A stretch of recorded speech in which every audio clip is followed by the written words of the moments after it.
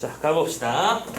자, 9번 작품, 다시 봄이 왔다라는 챕터부터 우리 수업을 시작할 건데, 페이지는, 보자, 이거 몇 페이지니, 이거? 약, 엉뚱하게 들어가 있어.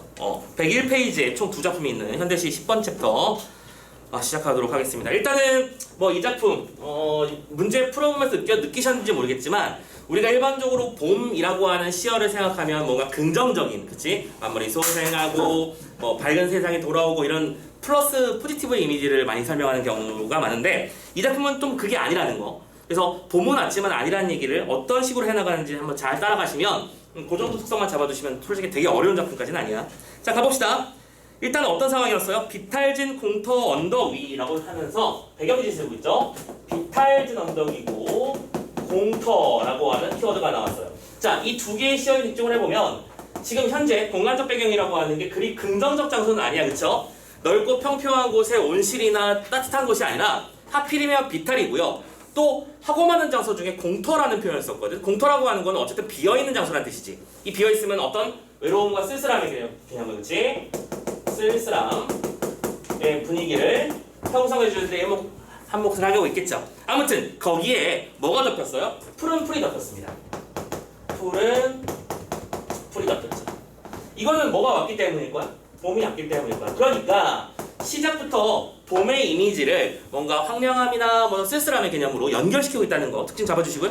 덮였고요. 그 아래 웅덩이 옆 미루나무 색으로 갈라진 밑둥에도, 자, 이번엔 미루나무 밑둥에 갈라진이라는 표현을 썼어요. 이런 시어들이 의도적으로 사용됐다는 걸 눈치채셔야 됩니다. 갈라졌다는 얘기는, 나무의 밑둥이 갈라졌다는 얘기는 이제 물기가 전혀 없다는 뜻이 되겠죠? 그러니까 메마름의 이미지. 메마름. 자, 거기 갈라진 밑둥에도 푸른 싹이 돋았습니다. 하지만 거기에는 푸른 싹이 돋았죠. 이건 당연히 그럼 똑같이 봄의 이미지를 표현한 거라면, 결국 이 첫 번째 구절의 특징은 봄을 맞이했지만 현재 현실은 그렇게 녹록지 않은 상태를 말해주는 것이며, 마지막에 이렇게 해서 마무리를 지었거든요. 때로 늙은 나무도 젊고 싶은가 보다. 늙은 나무도 젊고 싶은가 보다 라고 말했어요. 자, 그러면 여기서 말하는 이 늙은 나무라는 존재는 아마도 화자라고 인식할 수 있겠지. 화자가 지금 뭐고 싶은 거야? 나도 저 봄처럼 소생해서 밝고 파릇한 상태로 됐으면 좋겠다라고 생각하지만 현실은 근데 그게 안 돼? 안 되는 거지. 선생님은 나이가 이제 40대로 넘어서 버렸어요. 민방위 선생님 소집 해제됐거든요. 이제 되게 슬픕니다. 니들은 아직 꿈같은 얘기겠죠? 아직 군대도 안 간 사람들 입장에서 이게 뭔 소린가 싶으실 텐데, 군대를 갔다 오면 어딜 가? 뭐로 편성돼? 예비군으로 편성돼. 그래서 예비군이 되면 1년에 한 번씩 나라에서 불러요. 야, 나가서 훈련 한 번 해. 그럼 부르면 꿍얼꿍얼대면서 가서 합니다. 그리고 예비군이 끝나고 나면 그 다음에 민방위가 되죠. 그럼 민방위가 되면 거기 잘 살아 계신지, 혹시 전쟁 나면 잘 지켜주시고 이런 식의 얘기를 하게 되는 거죠. 그러면서 이제 화재 대비, 지진 대비 이런 훈련 같은 것들을 공부하게 되고, 그리고 나면 이제 그것까지 다 끝나고 되면 그동안 고생 많으셨습니다. 당신은 이제 별 볼 일 없는 아저씨예요. 라는 의미로 소집 해제원을 하나 보내줬는데, 그거 받으면 되게 기분 싱숭생숭해져요. 선생님은 그랬어. 이제 나도 이제 국가적으로 용인된 아재 그룹이구나 보면서. 그리고 이번에 제일 슬펐던 건 이번에 백신, 그지? 백신 예비군 민방위 쪽에 보급된다잖아요. 선생님은 그러니까 올해 소집 해제를 됐기 때문에 선생님은 거기 포함되지 않습니다. 그래서 백신도 못 맞아요. 너무 슬픈 마음이야. 아무튼 간에. 근데 여기서 말하는 개념이 바로 그러면 이런 거겠지. 나도 군대를 다시 가도 좋으니까 좀 젊어지고 싶다. 하지만 그런 일이 벌어지지 않아? 벌어질 수가 없거든. 그러면 여기는 뭐가 나오는 거야? 대비의 이미지가 등장하고 있는 겁니다. 그쵸? 푸른 풀이나 푸른 싹을 통해서 봄에 생동화하는 이미지를. 하지만 비탈이나 공터, 갈라짐이라는 단어를 통해서 현재 그런 상태에 미치지 못하는 자신의 마음을 표현하고 있는 거다라고 정리할 수 있는 거야. 됐나? 그러면서 그 다음에 이런 말을 하죠. 기다리던 것이 오지 않는다는 것은 누구나 한다. 이런 파랗게 씁니다. 기다리던 것이 오지 않음은 누구나 안다. 자, 일단은 요 문장을 선생님 파란펜으로 쓴 이유가 있어요. 이 작품에는 중심적 주제가 대놓고 드러난 구절이 몇 군데 존재하는데 그 중에 하나가 바로 요 구절이거든. 지금 이 구절은 뭐냐면 봐봐. 기다리던 것이 오지 않는다라고 하는 건 이 작품의 화자가 느끼는 감정이지. 내가 기다린 건 뭔데? 봄이었어. 근데 그 봄이라고 하는 건 단순하게 계절이 봄이 되는 걸 말하는 게 아니라 내 인생의 봄, 내 삶의 봄을 말하는 거야. 하지만 그게 오지 않았으니까 아무도 안 온 거라고 말하는데 그걸 거꾸로 뭐라고 말했어? 누구나 한다라고 말했죠. 자, 누구나라고 하는 건 경험에 우리는 뭐라고 하냐면 일반화라고 부릅니다. 내가 해봤는데 전형적인 아재 코드죠. 라떼는 말이야 같은 코드지. 내가 겪어보니까 오지 않는다는 거 알았고 심지어 뭐 안다, 알까, 알았으면 좋겠다, 그럴지도라고 말한 게 아니라 그냥 안다라고 말했죠. 어조가 뭐예요? 단정적 어조입니다.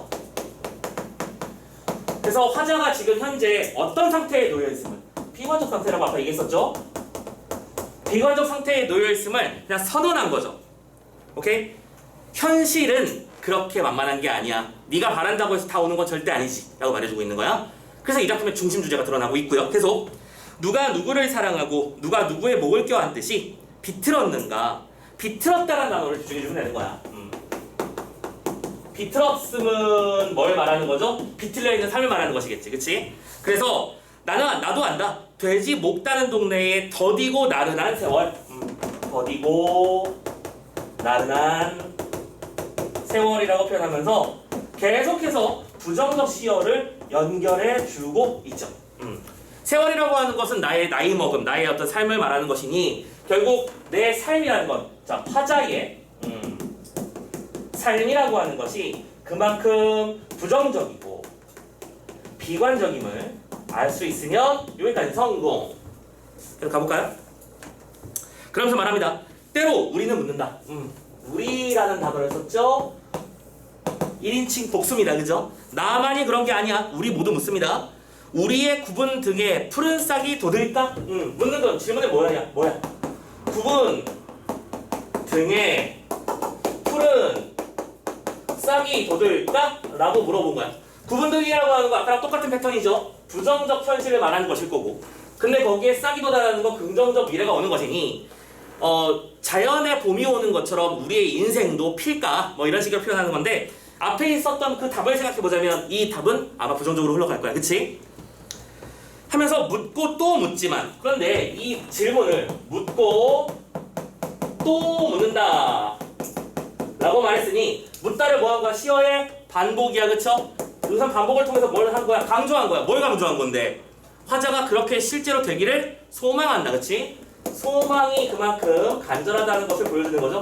아, 제발 그렇게 됐으면 좋겠어. 우리의 굽어있는 이 등에도 푸른 싹이 솟았으면 좋겠어라고. 그러니까 저기 지각하는 사람인데 지각인데 이제 영화관에 못 들어갔어? 못 들어갔으면 저기 들어가면 안 되나요? 아, 어떻게 좀 넣어주시면 안 돼요? 여러 번 묻는 거잖아. 그럼 뭐 하는 거야? 가고 싶은 거잖아. 그치? 들어가라고 하면 돼. 묻고 또 묻고 하면서 하지만 비계처럼 씹히는 달착지근한 혀. 오케이? 자, 비계처럼 씹어지는 달착지근한 혀라고 했어요. 그럼 여기서 말하는 혀의 이미지는 어떤 상태를 말하는 거야? 내가 백날 말을 해봤자 내 혀를 그냥 씹어먹고 내 스스로 그냥 말아버리는 걸 말하는 거죠. 말 밖으로 내 말을 내보내야 되는데 해봐야 소용없고 의미도 없고 하면서 먹어버리는 거야. 그럼 우리는 이걸 안주하는 삶이라고 번역할 수 있으며 계속 항시 우리들 삶은 낡은 유리창에 흔들리는 먼지 낀 풍경 같은 거야. 그래서 이렇게 정리를 하자면 아무리 내가 노력해봤자 우리의 삶은 이거야. 먼지 낀 유리창이지. 자, 지금 살코기 아니고 비계. 여기서 비계 좋아하는 사람도 있겠지만 비계 비하하는 것입니까? 발음 시원하게 하세요. 아닙니다. 여기서 비계는 그러니까 핵심이 아닌 것들이야. 그치? 그러니까 그런 핵심이 아닌 것을 그냥 맛있다고 하면서 그냥 적당히 먹어버리는 거니까 안주하는 것이며 우리의 삶은 뭐라고? 먼지 낀 유리창 같다. 유리창을 통해서 들여다보는 것 같다. 뭐 어떻게 됐다는 얘기야? 우리의 삶이 그만큼 비관적이다. 그치? 비관적 삶의 모습을 보여주는 것이다. 그러면서 말합니다. 흔들리며 보채며 얼핏 잠들기도 하고 그 잠에서 깰 땐 솟아오르고 싶었다. 자, 이건 뭐예요? 흔들리고 보채고 등등등 하다가 솟아오르고도 싶었던 거 바로 우리의 삶이죠. 내가 살면서 겪었던 여러 가지 상황들을 말하는 거지. 삶에서 흔들릴 일도 있고 보챔당해서 억지로 끌려갈 때도 있고 또 잠들었다는 얘기는 안주해버리거나 편안하게 휴식해버리는 기간도 있고 하지만 중요한 건 이거 솟아오른다는 개념인 거야. 솟아오르는 건 뭔가 추구하는 것이겠지. 삶에서 열정을 가졌던 그 어느 때 그런 때에는 세차장 고무호수를 길길이 날뛰는 물줄기처럼 솟아오르는 건데 이게 고무호수의 물줄기처럼이래요. 근데 여기서 주는 이미지가 뭔지 알겠어? 세차장 그 고압수잖아, 그치? 물 끝부분이. 그러면 이 녀석을 손으로 꽉 잡지 않으면 칭 하고 날아다니죠. 무슨 말인지 알죠? 고압수기 때문에 이 녀석을 열심히 컨트롤하지 않으면 원하는 방향으로 컨트롤할 수 없어요. 근데 이 호수가 그냥 틀어놓은 거야, 물만. 그러면 애가 지랄쇼를 하겠죠. 쫙 하면서요. 그럼 이건 뭘 말하는 거야? 정확한 방향성을 가지지도 못한 채 내지르고만 있는 나의 삶인 거지. 비유 기가 막히지 않냐? 어떻게 삶을 이렇게 비유하자? 세차장 고무호스가 날뛰고 있는 그 상태에 뭐인 거야? 물줄기인 거야. 무슨 비유인지 알겠죠? 그래서 뭘까? 치열한 삶. 치열한 삶. 하지만 그 치열함 속에 완벽한 목표는 세팅되지 못했어. 그쵸? 나는 저기 껴있는 저 틈새 먼지를 닦아내고 싶어서 이렇게 쫙쫙 닦아내는 게 아니라 그냥 막 날뛰고 있는 겁니다. 그러면서 물줄기처럼 갈기갈기 찢어지고 아우성치며 울고불고 머리칼 쥐어뜯고 몸부림치는 거 있지. 그럼 뭐예요? 그렇게 치열하게 몸부림치며 살아가는 모습을 무슨 표현으로? 열거의 표현으로 드러내는 부분이었어. 그죠? 치열하게 살았다. 그래서 뭐예요? 나는 나름대로 현실에 안주하지 않고 미래의 어떤 솟아오르는 삶을 기대하면서 치열하게 살아봤다 이거야. 결론적으로 여기까지는. 그런데 그 다음 문장에서 한마디로 이걸 잠재워버렸지. 다시 주요 단어야. 근데 뭐라고 그랬어? 그런 일은 없었다. 그런 일은 없었다. 뭐예요? 내가 살고자 했던 그런 치열한 삶은 결국에는 없는 겁니다. 그쵸? 뭐예요? 요렇게 하는 것은 치열한 삶을 살고자 하는 소망이야. 내가 비록 안주했을지언정 그리고 비관적인 삶이었을지언정 나는 여러 가지 노력을 해봤지. 하지만 그딴 건 모두 소망에 불과했고 결국에는 그것은 실현되지 못했어. 그러면서 돼지 목 다는 동네에 더디고 나르는 사는 세월. 자, 돼지 목 다는이라는 표현 그리고 나른한 세월. 지금 이 구절은 앞에서 했던 구절을 반복한 겁니다. 맞죠? 오케이. 반복은 왜 하는 거라니까? 리듬감과 강조. 그럼 여기서는 강조의 의미가 좀 더 강하겠죠? 특히 이 나른한이라는 단어 안에 많은 게 묶여 있습니다. 나의 삶은 아까 봤던 물줄기처럼 치열하지 못했고 나는 뭐 했어? 그냥 안전한 삶이었어. 그래서 이렇게 말합니다. 풀잎 아래 엎드려 숨죽이면 가슴에 윤기 나는 석탄층이 깊었다. 이것도 중요한 단어니까 파란펜 쓸게요. 석탄층이 깊었다. 자, 석탄층이 뭔데요? 여러분들 뭐 고대 무슨 기라고 하던데 무슨 페름기가 뭐 아무튼 그런 여러 가지 기가 있는데 그 기 중에 하나에서 식물과 거대 곤충이 지배하던 시절이 있었고 그때 그 존재들이 파묻히면서 압력받아서 석탄이 만들어졌고 우리가 그걸 열심히 쓰면서 사는 중이잖아 지금, 그지?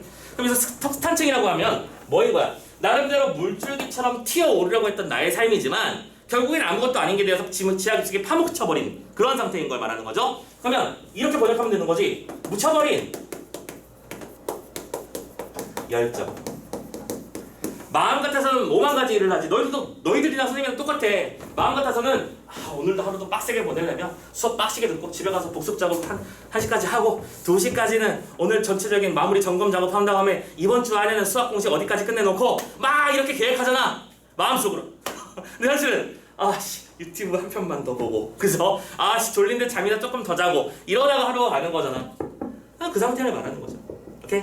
그래서 최종 정리, 다시 봄이 왔다라고 하는 이 시는 선생님이 지금 잡아드린 이 3개의 구절을 중심으로 작품을 전체적으로 찢어 놓으면 돼. 첫 번째, 기다리던 것. 뭐지? 내가 하는 소망하는 열망의 삶, 열정적인 삶은 오지 않은 것을 누구나 다 알아. 왜냐면 나도 살아보니까 나의 삶은 먼지 낀 유리창 같았고 나름대로 물줄기처럼 살아보려고 노력했지만 아무것도 아닌 채 그런 일은 벌어지지 않았거든.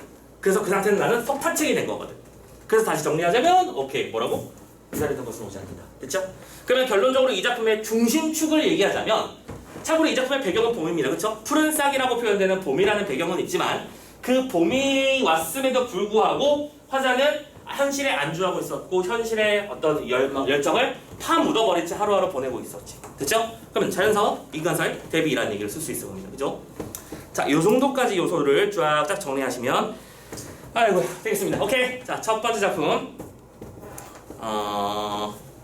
다시 봄이 왔다라는 작품이었고요. 자, 그럼 두 번째 성의 꽃이라는 작품으로 넘어가 보겠습니다. 자, 이 녀석을 요만큼만 지울게요. 그냥 요만큼만 지우고 성의 꽃으로 넘어가자. 자, 두 번째 작품 성의 꽃. 선생님의 입장에서 좀 수특에서는 오랜만에 보는 작품. 예전에 이 성의 꽃은 너희들이 보고 있는 현재 개정 교과서 말고 그 이전 교과서에서 문학 교과서에 제법 많이 실리던 작품이야. 근데 지금 그 녀석이 이제 개정되면서 많이 사라져 있다가 되게 오랜만에 등장을 했는데요. 한번 물어봅시다. 이 제목부터 파악을 하고 들어가야 되잖아, 그지? 성의 꽃이야. 이게 말이 되는 거야? 성애가 꽃이야? 성애가 뭐니? 성애를 과학적으로 하면 그거. 근데 성애가 꽃이 됐다는 얘기는 뭐 어떻게 됐다는 얘기일까? 내부하고 외부의 온도차가 아주 급격하게 많이 나서 얼음이 여러분 눈 때릴 때 그 결정 모양처럼 창문이나 이런 틀에 꽃 모양으로 쫙 이게 이름 잠깐만 프랙탈 구조처럼 쫙 퍼져나가는 그 모습 그걸 보고 뭐라고 한다? 왜? 프랙탈 구조. 그게 성의 꽃이야, 그죠?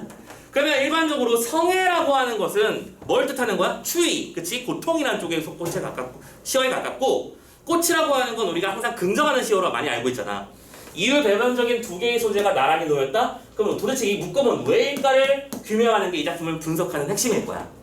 맞지? 참고로 이런 거랑 비슷한 패턴이 이런 것도 있어요. 여러분들 잘 알고 있는 작품 중에 김기림의 바다와 나비 같은 제목의 시도 마찬가지잖아. 우리는 아무렇지도 않게 바다와 나비 아름다운 풍경이야 라고 생각하기 좋지만 그 두 개는 되게 안 어울리는 한상입니다. 왜? 바다에 왜 나비가 있어? 그지? 바다에 나비가 있다는 얘기는 그 나비는 좀 있으면 죽는다는 소리랑 똑같죠? 앉아야 되니까 어딘가 영원히 날 수 없으니까요. 그런 것처럼 성의 꽃도 서로 어울리지 않는 짝인데 이 어울리지 않는 짝이 왜 짝이 됐는가를 규명해 보자고요.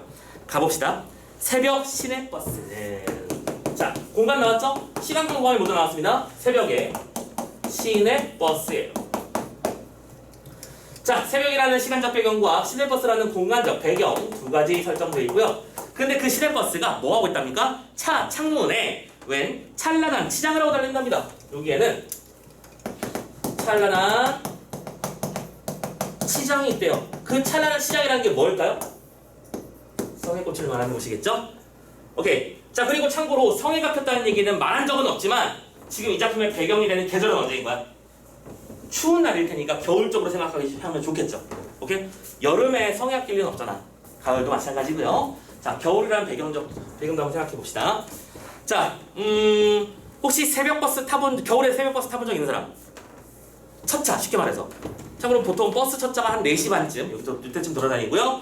지하철 첫차는 보통 5시쯤에 움직이기 시작하죠. 여러분들도 근데 앞으로 많이 타게 될 거야. 왜냐면, 이제 대학 갈 거잖아, 그지? 선생님, 한 1년 더 있다 가려고 하는 사람 없죠? 자, 내년이면 가 있을 텐데, 친구들이랑 뭐 술도 한잔하고 이렇게 하다 보면, 이렇게, 아침 첫차를 타고 집에 오는 경우가 왕왕 생길 거야. 그리고 그때 한껏 느끼게 될 거야. 부끄러워. 되게 부끄러워. 왜냐면 새벽버스면 사람이 없을 것 같잖아. 오히려 새벽버스가 더 많자. 꽉 차 있어. 앉을 자리 없어요. 왜냐면 대부분 출근하시는 분들, 노동일 하시는 분이라든가 아니면 아침 일찍부터 뭔가 일을 해야 되는 사람들, 회사원들, 이런 사람들이 그 버스랑 지하철에 자리를 잡고 운전을 해요. 그러면 되게 자괴감 든다? 지금 나는 어제 밤새 술 마시고 집에 가려고, 그치? 뭐 택시비까지는 없으니까 첫차를 타고 들어가는 길인데 내는 온몸에서 술 냄새를 풍기고 있는 중이잖아, 그지? 술 냄새 풀풀 풍기는데 거기 딱 타면은 아저씨들 막 출근하려고 막 졸린 눈 비비면서 막, 심지어 어떤 여자분들은 그 버스에서 화장도 해요. 너무 존경스러워. 계속 흔들리는데 화장을 한다? 아무튼 간에 그렇게 하루하루 살아가는 분들 있죠. 아마 지금 여기서 말하는 새벽버스 시내 새벽버스라고 하는 것도 그런 이미지를 말해주기 위함이 아닐까라는 세팅이 되시죠? 왜냐면 성애가 끼려면 분명히 밖은 춥지만 안은 사람이 많아야 되는 거거든. 그렇지? 그렇게 살아가는 하루하루의 사람들 모습 보여주는 거야. 이런 말을 합니다. 엄동혹한일수록 엄동혹한, 이것도 당연히 배경 요소죠. 차가운 추운 겨울 동자입니다. 겨울에 추위가 왔을 때를 말하는 거니까 이것도 배경 맞고요. 혹한일수록. 근데 선현이 피는 성의꽃이야. 이거는 선연희 피는 성의꽃이 있어요. 그러면 결국 요시어랑 요시어는 같은 거네. 그죠? 찬란하다고 불렀습니다. 시적 화자는 현재 성의꽃을 부정적으로 바라본다, 긍정적으로 바라본다. 긍정적으로 바라본다. 그치? 왜냐? 찬란하다고 말했고 선연이라고 말했으니까. 선연이 선명하고 아름답게란 뜻이니까요. 자, 성의꽃을 왜 아름답고 좋다라고 생각하느냐면 이런 생각을 하죠. 어제 이 버스를 탔던 처녀, 총각, 아이, 어른, 미용사, 외판원, 파출부, 실업자. 오케이? 지금 이런 사람들을 우리가 사자성어로 뭐라고 하죠? 평범한 사람들이잖아, 지금 이거. 평범한 사람들을 말해주는 사자성어 뭐 필부필부, 그리고 장사미사 뭐 등등등이 있죠. 여기까지만 할게. 아무튼 필부필부, 장사미사와 같은 일반적인, 즉 평범한 사람들이 만들어낸 그 사람들의 뭐인가, 이거는 입김과 숨결이잖아. 그들의 입에서 나오는 따뜻한 그 김이 버스 안을 데웠고 그 버스 안의 따사로움이 밖의 추위랑 싸우고 있으니까 성의꽃이 피는 거라는 거지. 즉 여기서 말하는 입김과 숨결이라고 하는 것은 성의꽃, 성이라는 것에 어떤 차가움의 이미지와 반대되는 어떤 삶의 증거 같은 거죠. 평범한 사람들이 만들어내는 삶의 하모니. 됐죠? 계속. 그러면서 이런 말을 합니다. 그 입김과 숨결이 간밤에 은밀히 만나 피워낸 뭐라고? 번뜩이는 기막힌 아름다움. 빨간색으로 쓸게요. 이거를 보고 뭐라고 했어? 번뜩이는 기막힌 아름다움. 자, 번뜩이고도 기막히고 아름답답니다. 뭐 당연히 되게 감각적인 시어를 통해서 대상을 아름다운 존재로, 그치? 표현하고 있는 중이죠. 계속해서 포지티브의 이미지가 등장하고 있습니다. 성의꽃이 피는 건 원래 바깥에 되게 추운가 보다 이렇게 이미지를 떠올리기 쉬운데 여기서는 오히려 좋다고 생각하고 있는 중이야. 왜? 살아있는 사람들의 삶의 숨결이니까. 그러면서 이런 말을 합니다. 나는, 자 여기까지가 상황이었어요. 근데 그걸 바라본 나야. 나는 뭐야? 시적화자. 그러면 우리가 집중해야 되는 건 뭐지? 이런 상황에 대해서 시적화자가 보여주는 태도를 읽으려고 노력해야겠지? 근데 이미 태도는 다 결정됐어. 찬란하다고 말했고 선연하게 빛난다고 했었고 번뜩이는 기막힘이라고 했었으니까. 나는 무슨 전람회에 온 듯 자리를 옮겨다니며 보고 다시 꽃잎파리 하나 섬세하고도 차가운 아름다움에 취한다. 오케이?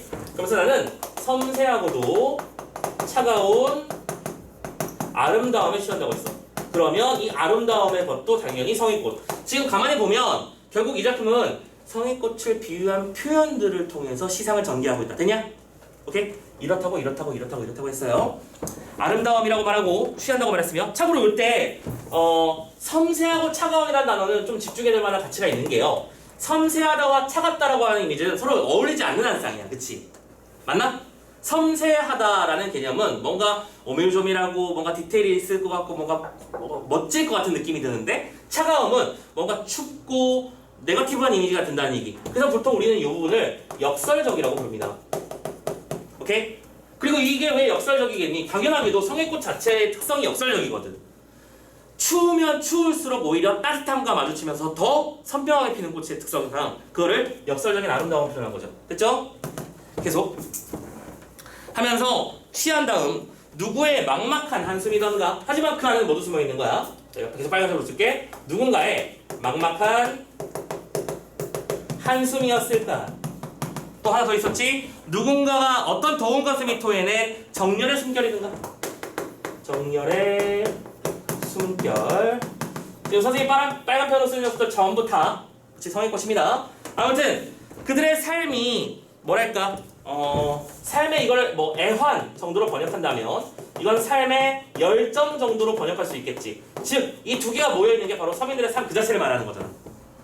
막막하다 해서 부정적 정서 이렇게 뽑아내면 곤란해요. 부정적인 건 맞긴 한데 이거 자체 때문에 삶 자체가 부정적인 건 아니야. 힘겨운 삶이지만 거기서 이겨내려고 용쓰는 모습이 더 중요한 것이겠죠. 그래서 그런 것들을 생각하면서 일없이라는 얘기는 괜히라는 뜻이야. 괜히 정성스레 입김으로 손가락으로 성의꽃 한 입 지우고 뭐합니까? 이마를 대고 본다. 중요한 건 이거야. 성애를 한 입 지운다는 얘기는 내가 뭐한 거, 걔를 터치했다는 뜻이 중요한 거야. 알겠죠? 그러니까 성애는 나쁜 거니까 없애버려야 돼 그런 뜻이 절대 아닙니다. 맞죠? 살짝 대보면 성에는 어쨌든 온도차 때문에 만들어지는 거니까 손을 대면 녹겠지. 되나? 근데 녹은 데 대고 나는 뭐 했어? 이마를 대고 본다고 했어. 자, 요거 중요하죠. 왜? 시청자의 태도 부분이니까. 태도를 보고 이마를 대고 보는 건 뭐예요? 스킨십 하는 거잖아. 쉽게 말하자면. 스킨십 왜 하는 거야? 상대방에 대한 관심을 표현하는 겁니다. 그죠? 그러니까 여기서 이마를 댄다라고 하는 것은 뭐 연민과 관심의 그리고 애정의 표현이라고 볼 수 있겠고, 이 작품은 평범한 사람들이 만들어내는 어떤 삶의 열정 같은 것들을 긍정하는 눈의 시, 이렇게 정리하면 되는 거야. 됐어? 오케이. 여기까지 해서 이마를 대고 본다고 끝났는데, 자, 시 내용을 끊어주세요. 이렇게 해서 여태까지 서민들의 삶을 뭔가 아름다움으로 표출하면서 뭔가 여기까지 내용을 다 묶어서 이렇게 통째로 묶는 거야. 전부 다 통째로 묶으면 뭔가 좀 예쁘고, 그지? 뭔가 멋지고 아름답고 이런 식의 감정적인 인간 사람들의 삶에 대한 감정적 대응이 있었다면, 근데 마지막에 세 줄이 좀 요상할 거야. 요상하죠? 왜냐면 갑자기 이런 얘기를 해. 덜컹거리는 창의 어리는 푸석한 얼굴. 창문을 가만히 들여다보니까 뭔가 푸석한 얼굴이 하나 그려진대요. 그러면서 이런 말을 하네. 오랫동안 함께 길을 걸었으나 지금은 면회마저 이퀄 누구? 면회마저 금지된 친구요. 자기 친구 얘기로 넘어가 버렸지. 오케이? 그러면 이 작품이 만들어진 시기, 그러니까 시대적 배경을 좀 고려해봤을 때 면회가 금지된 친구가 있다라는 건 아마도 민주화 항쟁이랑 연결되는 거 아니겠어? 그치? 그래서 투옥되고 만날 수 없게 되는 상태가 됐을 때 이건 뭐예요? 말 그대로 이 친구와의 어떤 관계가 와의 얘가 단절되었음에 대한 아쉬움을 드러내는 구절이지. 오케이? 자, 마지막에는 만날 수 없는 친구에 대한 안타까움을 그려냈단 말이야. 그러면 도대체 이거는 왜 쓴 걸까라고 말을 잡아봐야 될 텐데, 아마도 이거는 선생님이 아까도 썼지만 기본적으로 작품이 여기까지 끊어버리면 뭐랄까 너무 유미주의가 돼버려. 무슨 얘기냐면 지금 여기 살아가는 사람들은 전부 다 이끼가 숙기를 내면서 아침에 힘들게 살아가는 사람들이야. 그치? 근데 이 힘들게 살아가는 사람들 보면서 저기 오늘 하루도 보람차게 보내는 애들이요, 세상은 참 살만하구나 이러면 뒤통수를 날려보고 싶지 않냐? 자기 한 사람 한 사람은 진짜 그냥 정작 열심히 살아가고 있는데 이걸 너무 아름다움이라고만 묘사하면 작품이 너무 감정적으로 올라가 버리는 거야. 됐어? 그래서 그 감정의 흐름을 차단시켜주는 효과가 있는 거지. 하지만 여전히 안타까운 건 안타까운 거다. 됐어? 아니 여기 버스에 타고 있는 사람 중에서 그 누가 새벽 4시 반에 출근하려면 얘들아, 특히 여성분들은 더 하지. 아마도 머리 말리고 이런 거 정도 화장도 할 게 많잖아. 새벽 3시 4시에 일어나서 누가 출근하고 싶은데 도대체 하고 싶어서 하는 사람들이 아니라고. 근데 그런 사람들의 모습을 보면서 아름다워, 우와 섬세하고 막 정열이야 라고 말하면 너무 한쪽으로 지나치게 치우친 작품이 되는 거지. 그래서 그거를 다시 원상복구시킨 거야. 밑에 세 줄이. 이해되니? 다시 정리하자면 자칫 감상적으로 흘러버리는 어떤 작품의 흐름을 차단해주는 효과라고 우리는 이해하면 될 것 같아요. 됐나요? 이 마지막 세 줄의 의미 잡아주셨으면 좋겠습니다. 됐죠? 자, 아무튼 이 작품의 두 번째 작품의 내용은 힘겨운 삶이지만 그 힘겨운 삶 하루하루를 살아가는 멋진 사람들의 모습을 보며 공감하고 이해하고 함께하고 싶어하는 화자의 마음을 드러낸 시 정도로 이해하시면 되겠습니다. 됐죠? 자, 오케이. 여기까지 해서 작품을 다 봤으니 이제 그럼 문제를 풀러 가보자고요. 자, 먼저 첫 번째 선택지, 그러니까 1번 문제를 잠깐만 보고 넘어갈 거예요. 왜냐하면 자, 1번, 2번, 3번은 모두 4, 5번은 달리를 표현한 뭐예요? 전개 방식, 표현상 특징 모두를 묶는 문제지, 그치? 자, 시가 낯선 작품이 두 개가 묶였다. 그리고 이 두 개가 묶였을 때 도대체 왜 묶었나를 신경 써라고 사실 말씀드렸었죠. 왜 지난주 시간에 의자랑 하나 더 있었는데 뭐가 주지? 까치밥 묶으면서 선생님이 설명해 드렸었잖아, 그지? 같은 얘기야. 여기서도 왜 묶었나를 생각해 보면 되는 건데, 1번 계절적 배경에서 비롯된 현상의 묘사로부터 시상을 전개했다. 느낌으로 풀지 말고 정확하게 찍고 가자. 가에서 계절적 배경은 뭐죠? 봄입니다. 현상의 묘사라고 하는 건 뭔가 피어나고, 그치? 푸른 풀이 피어나고 푸른 싹이 돋아오고 우리의 구문동에도 푸른 싹이 돋길 바랬었지, 그지? 하면서 거기서부터 시상이 전개되는 거 맞고요. 두 번째 작품 계절적 배경 겨울입니다, 맞죠? 그리고 이 겨울이라는 상황에서 성의 꽃이라는 현상을 보며 거기에 대한 공감을 표현했지. 됐나요? 완벽한 설명이잖아. 1번 맞지? 2번의 감각의 전이 다른 말로 뭐라고 한다? 감각의 전이 공감각. 그치, 공감각이지? 없고요. 선생님이 설명한 적 없지? 세 번째, 상반된 속성을 지닌 공간들의 모습을 대비했다고 돼 있잖아.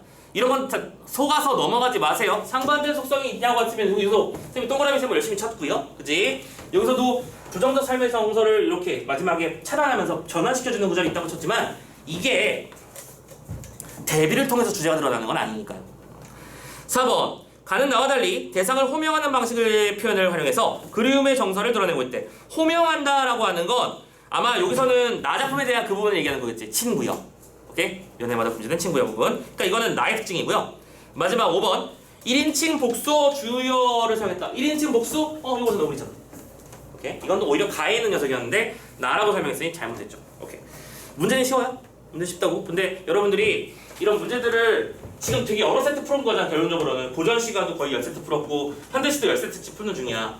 못해도 한 40, 잠깐만 20, 40, 한 40개 작품 이상의 작품을 배운 거잖아 지금 우리.